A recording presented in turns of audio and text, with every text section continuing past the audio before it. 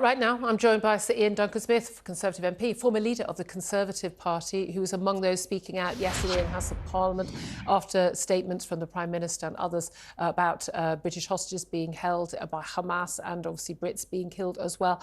Good afternoon to you, Sir Iain. Good afternoon, Julie. Thank you so much for joining us. Just in terms of where we are with Brits, the concern will be obviously about all of the people who are held hostage, all of those who've lost loved ones, but the responsibility of the British government for British citizens. These two teenage sisters, 16-year-old, 13-year-old, the 13-year-old sadly now known to have died, 16-year-old missing, thought to be a hostage of Hamas, her mother confirmed dead, her father still missing. These are extraordinary times, and we think possibly another 9 other Brits being held hostage. You've been involved with the military as well. What will be happening behind the scenes that we are not seeing right now to try and get those people home? Well, an attempt, of course, to work through mediation through other countries to be able to get the hostages released. Of course, it's it's always interesting when the UN targets and blames Israel for cutting off supplies. The fact is that those supplies would be back on already if Hamas had released the hostages. If they released the hostages, the supplies of water and all the other important elements that would help sustain quality of life would be put back on once they've got the hostages released. Of course, they've refused to do that, which shows you that they know what they actually want. They want as much destruction as possible, because this is a wholly political move behind which is Iran. Lying through their teeth about not orchestrating this. They are absolutely behind this. The target was to get rid of the Abraham Accords. In other words, break any idea that some of those other Arab states would find rapprochement with Israel and reach an accord. That was the target, to stop that happening, which has probably succeeded. The brutality of the attacks are really interesting, and the taking of hostages. It's all about being very redolent of the Holocaust. I mean, the burning of bodies, the beheadings, the brutality, the cameras on the terrorists as they went through. This is all about stirring up huge reaction, because that is the way to break any potential links with Israel and the Arab states, which at the moment will be put back completely on this. And so the whole thing, the reason they won't release hostages, the reason why they ring their own buildings and hospitals where their headquarters are all situated, is because they do not care about life. They certainly don't care about Jewish life, and they certainly don't care about the life of those who live in Gaza. What do you make of those, including MPs actually, some in the Commons yesterday, who are basically saying, well, 6 of one, half a dozen of the other, the people who went on the protest march on Saturday,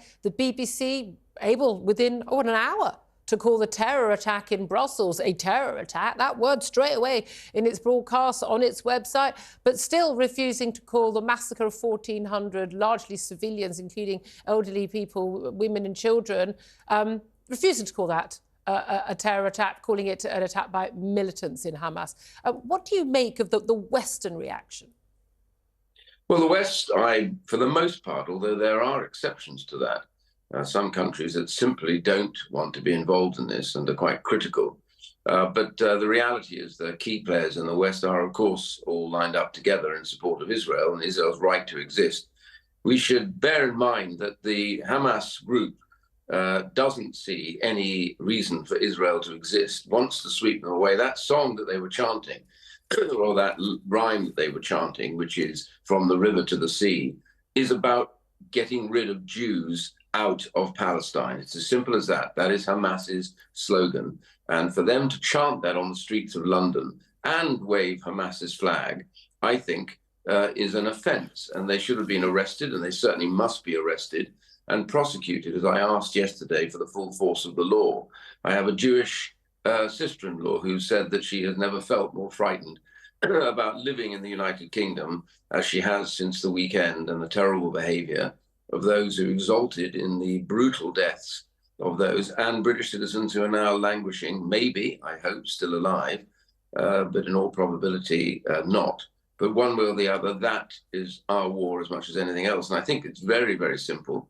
We have to stamp this out, because this, as Colonel Kemp said earlier on, that this was a sickness. In fact, this is a sickness in government, with these tyrannical states like Iran being all party to this, to try and make sure that life is as difficult for the Israelis as possible. And how do we make sure, say, for instance, like the attack in New York, the attack in Brussels yesterday, that this doesn't come back to our streets? As Colonel Richard Kemp pointed out, we've seen this play out on our streets before. Many people, as you say, many Jewish people and supporters of the Jewish community in this country feeling very worried and intimidated by those protests on Saturday, not by people supporting the Palestinian cause, but by people supporting the Hamas terrorists committing that act and blatantly doing so on our streets. How do we prevent that happening here? Or is it no longer something we can control? But we've imported this to our country, we've imported this internecine warfare. Well, we do have the power to control it. We have the power to arrest those individuals and prosecute them. I mean, we have this whole saga of hate crimes, and rather than spending their time running around chasing people who have just insulted somebody or aggravated them, what we should now have is the police going after people who are actually encouraging the murder of British citizens at home as well as abroad. And those who waved those flags and chanted and chased that poor individual who was camped outside, I think, the Foreign Office and tore down their Israeli flag, I think those people have to be prosecuted, and a lesson must be learned. You cannot tolerate this kind of thing because it just grows. Okay. And across Europe, the lesson is coming back again, that this has never been extinguished. This has only been under the radar for a while. But the truth is, we have a significant number of people who hate Jews, very strong. They hate the West as well. They hate the West, they hate Jews, and they want Israel to be extinguished. And I think all of this has got to be reckoned with when we deal with this right now, but we've got to stand together. So, Iain Duncan Smith, always good to talk to you, former Conservative Party leader, Tory MP still as well, of course. Thank you for joining us from the Commons.